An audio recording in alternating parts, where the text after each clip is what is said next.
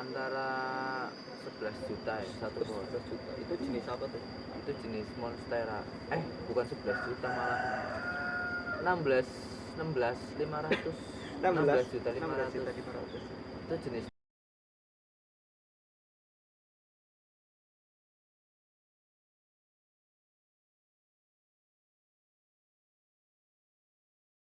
Assalamualaikum warahmatullahi wabarakatuh.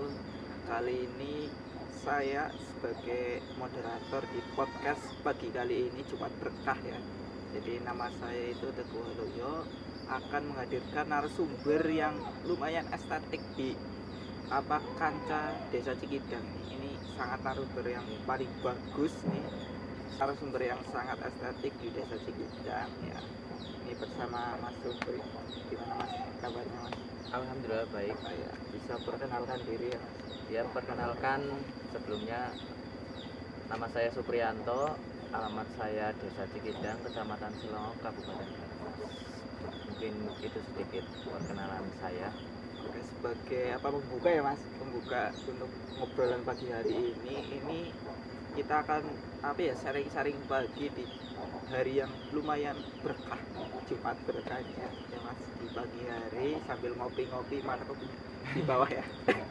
Ini tidak ada sponsor, ini sebagai ngobrol-ngobrol untuk diskusi pagi hari ini. Ini ngomong-ngomong tentang media sosial ya Mas, ini langsung ke to the point. Ini media sosial, mungkin anak muda zaman sekarang itu zamannya sekarang melek media sosial seperti itu ya, apalagi dengan media sosial di sini itu sebagai kayak menambah cuan seperti itu. Kira-kira Mas Supri ini sebagai aktivis media sosial enggak sih sebagai anak muda? Kalau dibilang aktivis sih bukan aktivis ya, cuma karena kebutuhan saya sebagai anak muda zaman sekarang harus melek teknologi. Ya bagaimana caranya kita memanfaatkan teknologi itu lebih tepat guna. Mungkin seperti itu. Berarti buat kayak untuk yang bermanfaat seperti itu ya. Ya contohnya saya sendiri itu kalau media sosial itu mungkin ya makanan sehari-hari sebagai anak muda ya. Kalau saya sendiri itu ya media sosial buat konten, buat inspirasi konten seperti itu. Apakah Mas Supri seperti itu? Ya, hubungan saya dengan media sosial saat ini tentu sangat bermanfaat. Pertama, karena saya sendiri penghobi tanaman hias sekaligus jual tanaman hias juga di situ.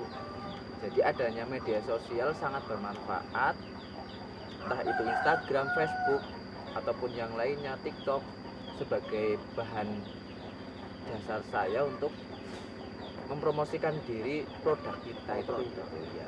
Kalau saya kan sebelumnya tadinya hobi, tapi lama-lama malah jadi kayak jualan ya. Jualan lewat media sosial itu.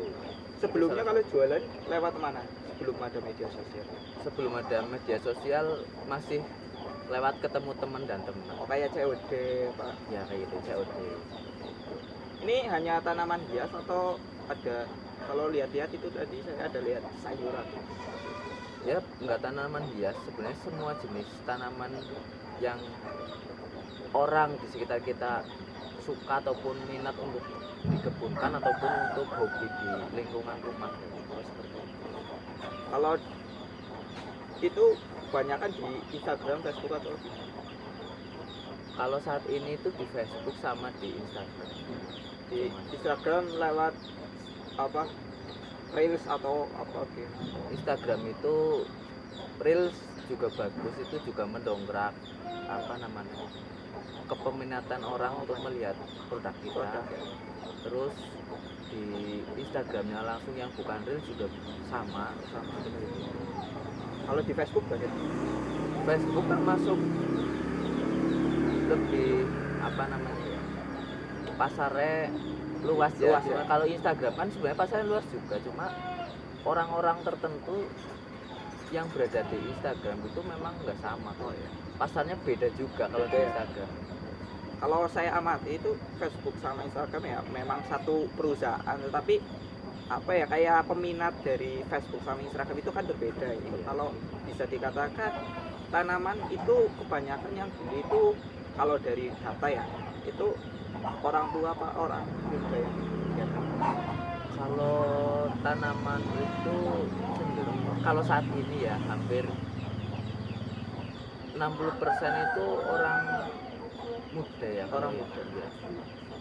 60%, 60%. dan selebihnya itu kalau saat ini ya, nggak tahu nanti tahun depan Depannya. nggak tahu ada kesinambungan berbeda lagi apa enggak. Itu seperti itu. Oh berarti sekarang anak muda itu ya mungkin hobi ya. Ya karena mungkin Anak hobi. kemarin kan habis pandemi ternyata virus orang-orang yang dadakan bermain tanaman ataupun senang dengan tanaman atau mencari cuan di tanaman, ternyata anak-anak muda ini banyak banget. Kalau bisa dikatakan harganya itu ya kalau saat ini ya itu bagaimana masalah harga sih? Kalau harga itu cenderung ke produknya ya. Memang ada barang yang tadinya mahal banget, entah itu karena buminya pada saat itu atau gimana, yang harganya tinggi menjadi anjlok rendah, tapi ada yang harganya stabil juga, itu ada. Stabil kisaran berapa sih kalau bisa 100 Ya nominalnya hampir 100.000 sampai puluhan juta itu ada. Oh, ada. Ya, cuma kan kita di sini kemarin sempat barang-barang yang nominalnya tinggi-tinggi memang sudah kita lempar semua, sudah kita jual. jual ya. Dan pada saat itu memang yang harganya tinggi banget, jelas ada nilai rendah Oh, juga nilai rendah di depan, karena nggak tahu karena semakin banyak juga kan ya. Sekarang yang beli tanaman jadi penjual tanaman juga kayak gitu. Dijual kembali ya. Ya itu kayak gitu, makanya kebanyakan ini anak-anak muda yang zaman sekarang banyak banget yang peminat tanaman, apalagi pas pandemi kemarin. Oh, pas pandemi. Mungkin pas pandemi itu sebagai apa ya, kayak buat kesibukan Ya kesibukan dan nyari cuan juga di situ. seperti itu masalah harga mungkin bisa dikatakan ya standar lah. Iya, Standar kalau buat sekarang kayak standar hobi. lagi, standar hobi. Standar hobi seperti itu ya. Kalau masalah hobi kan harga tinggi ya enggak masalah. Iya nggak masalah itu, Karena- kalau seneng Seneng ya beli gitu. Itu kalau Facebook biasanya jualannya itu lewat marketplace atau mungkin share-share di grup gitu. kalau Facebook kita lebih cenderung share-share di grup. Oh grup. Grup-grup yang khusus memang menjual produk itu lebih apa, lebih cepat responnya. lebih Memang cepat ya. di situ kita melihat orang yang cari barang, kita tawarin kayak gitu langsung, kadang-kadang kayak gitu. Karena wadah ya, di Iya, wadah itu di wadah. itu grupnya regional kabupaten atau mungkin berbagai kota itu dimasukin Kalau itu hampir satu Indonesia mungkin ada. satu Indonesia. Orang-orangnya di situ ada. Ya kayak kemarin saya terakhir kirim itu Tangerang, Oh Tangerang. ya Banten. Ya, orang-orang itu Bogor itu ibaratnya satu lingkup se-Indonesia sebenarnya. Cuma kita kan kayak kirim ke Aceh itu yang terlalu jauh. Itu kadang-kadang pikir-pikir barangnya nyampe sama Nyampe enggak itu? nyampe sih nyampe, tapi keadaannya hidup apa enggak Oh itu gitu kadang-kadang. ya. Itu yang masih dipertimbangkan kalau jauh-jauh ke konsumen yang berminat, benar-benar berminat itu kita ada proses tapi selama ini sih kayaknya belum pernah saya kirim barangnya mati ya, alhamdulillah masih diberi Masih. kelancaran, nggak ada apa kendala kayak gitu.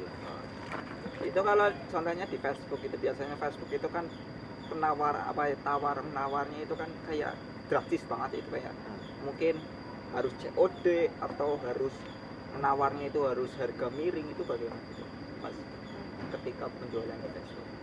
Sebenarnya penawar itu banyak yang mikirnya apa namanya, kalau nawar kecil kebanyakan sih mereka sudah tahu barang ya. Iya. Ketika kita tawarin dengan harga sekian, mereka oh ya wajar ya. Kalau di sana Oh, sendiri iya. kan harganya memang jauh beda kalau di sini. Ibaratnya di sana itu barang langka, kalau di sini banyak. Ibaratnya banyak. kalau kebetulan di sini banyak, itu harganya kita kan bebas, nggak terlalu harus mahal-mahal. Nah kalau pembelian itu kayaknya saya belum pernah menggunakan sistem COD ya, maksudnya paling COD itu cuma diongkir saja paling. Kalau pembelian kebanyakan langsung cash langsung. Iya, cash langsung Transfer. kita dibayar dulu baru kita kirim gitu. Kita sistemnya kalau mereka percaya ya pasti kita juga diberi kepercayaan, harus tanggung jawab dengan kepercayaan itu.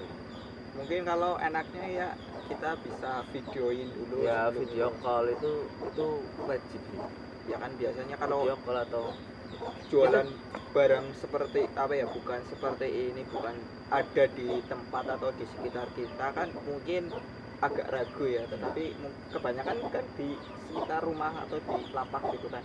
Nah itu pentingnya di medsos kan kayak gini, setiap sekali kita kirim barang atau produk kita, saya sering upload di akun Instagram ataupun di Facebook saya bahwa memang akun-akun kita yang untuk jual itu memang akun resmi yang banyak orang sudah percaya dengan akun kita ya. Dalam arti aku sudah percaya sama orang ini beneran orang jualan, bukan menipu atau yang lainnya itu kayak gitu.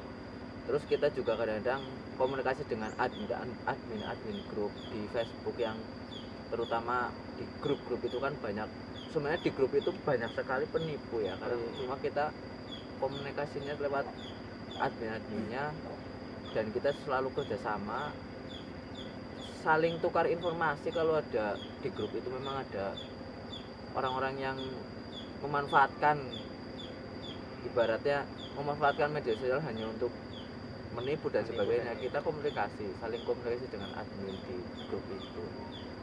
Biasanya kalau ini masalah di media sosial itu, kalau di media sosial Mas Supri sendiri itu isinya full apa ya, full produk atau ada konten-konten untuk menarik pelanggan sekarang? Kalau sekarang ini sebenarnya ada yang, kalau saya sebenarnya nggak full produk ya, kadang-kadang ada kegiatan apapun kita upload di situ, video ya. Di situ ya kadang-kadang yang nggak ada hubungannya malah isikan di sini, masukin ya, karena itu memang kegiatan murni saya, ibaratnya yang memang nggak ada apa namanya, entah itu menipu atau gimana, itu memang kegiatan saya ya. Seperti itu gitu. Oh, jadi mungkin di apa intinya share aja ya. Iya, share aja. Yang penting buat isi-isi, buat mungkin kalau ya rezeki ya apa ya, ada gitu, ada saja. Itu di Instagram, Facebook gitu. Apa buat penjualan itu enak banget, apalagi dengan adanya fitur-fitur iklan gitu. Mungkin ada pernah iklan gitu? Pernah ngiklan, cuma lewat Instagram juga. Oh, Instagram. Cuma memang belum beruntung yang iklan ya, karena kan produk kita kan apa ya, orang penghobi aja yang butuh ya kalau tanaman ya, bukan kebutuhan yang apa namanya sehari-hari, bukan kebutuhan sehari-hari ya. Jadi kadang-kadang ya iklan juga kita tetap jalanin, ada beberapa kali kayak gitu. Yaitu fungsinya promosi juga, di situ juga ada feedback-nya juga. Jadi, tapi lebih banyak apa ya, banyak yang menghubungi ya. Kalau kebanyakan itu menghubungi kalau iklan. Nah kalau saya sendiri kebetulan karena sudah punya pelanggan di beberapa daerah, jadi kayak misalkan iklan tetap jalan, tapi orang-orang yang biasa beli pun tetap kayak sudah langganan lah. Ya. Terus saya juga memang jualnya juga nggak langsung ke konsumen, kadang-kadang ya pembeli buat dijual lagi, berarti terkulak di sana. Tapi biasanya ketika contohnya saya membeli loh, bulan ini membeli, jarak biasanya beli lagi itu berapa bulan? Kalau itu nggak menentu ya, pasarnya kan karena luas ya. Oh luas. Jadi kadang 2 hari sekali kadang beli, kadang ada waktu 5 hari sekali baru beli, karena mereka juga kebutuhannya kan nggak tentu. Tanya barang di sana di sini nggak ada, ternyata yang ada di tempatku kayak gitu, ambilnya di tempatku. Ya rata-rata biasanya kalau kayak gitu atau cepat banget itu mungkin langsung dijualkan ya. Kalau hobi kan biasanya ditanam dulu sampai sana nanti ditanya-tanya kembali. Kalau bisa dikatakan apa ya, harga paling tinggi yang pernah dijualkan ke pembeli itu berapa?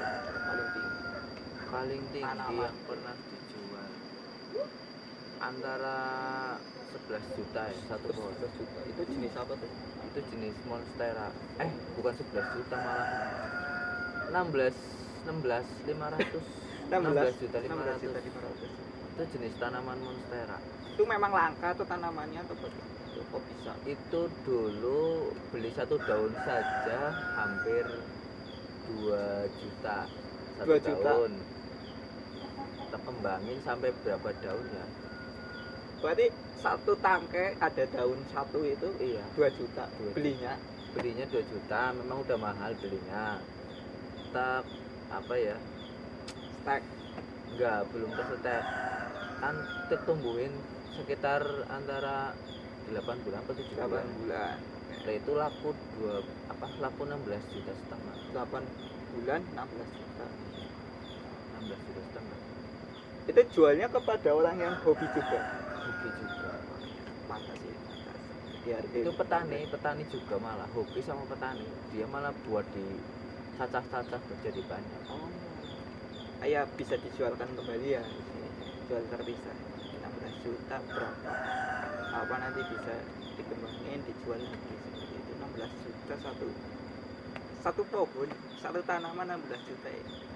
Kira is the hobi ya, ini hobi yang lumayan mahal tapi ya mengasihkan ya, namanya juga apa ya, anak-anak muda sebagai penghobi seperti itu ya, biar ada aktivitas seperti itu. Ini ya mungkin apa pesan buat anak-anak muda zaman sekarang untuk jadi apa ya, biasanya kan petani tanaman itu kan bisa dipandang sebelah mata ya, mungkin bisa dikatakan pesan untuk anak muda. Jadi sebenarnya melihat apa namanya ya, petani itu menurut saya itu orang yang paling sabar dalam Oh satu. apa namanya ya, merintis usaha. Karena kita sendiri itu membesarkan tanaman yang dari biji sampai besar tumbuh itu waktunya nggak singkat, bahkan lebih dari 5 bulan 8 bulan baru bisa kita jual dengan layak ya gitu. Mungkin buat teman-teman di luar sana, pesan saya terkait adanya media sosial kita manfaatkan dengan baik, karena itu peluang bagi kita di zaman sekarang, di era digitalisasi ya. Itu kita harus manfaatkan dengan baik, itu saja. Oke, terima kasih. Jadi saya simpulkan bahwa petani itu yang dipandang sebelah mata dengan adanya teknologi yang apa, kita merajalela yang untuk sebagai kaum muda itu harus bisa apa ya, melakukan perubahan. Dengan adanya media sosial bisa menjadikan petani itu bisa dikenal luas seperti itu. Jangan mengira bahwa petani itu pekerjaan yang tidak menyenangkan atau miskin banget seperti itu. Tapi sebenarnya dengan menjadi petani itu bisa menjadi sukses apalagi dengan memanfaatkan teknologi digital seperti media sosial. Itu mungkin cukup sekian dari diskusi atau ngobrol-ngobrol santai di pagi hari ini. Semoga bisa teman-teman yang sekarang lagi menonton video ini bisa menambah ilmu dari kita. Kalau tidak ada yang kurang bisa mohon maafkan. Cukup sekian. Bila sabil haq, wassalamualaikum warahmatullahi wabarakatuh.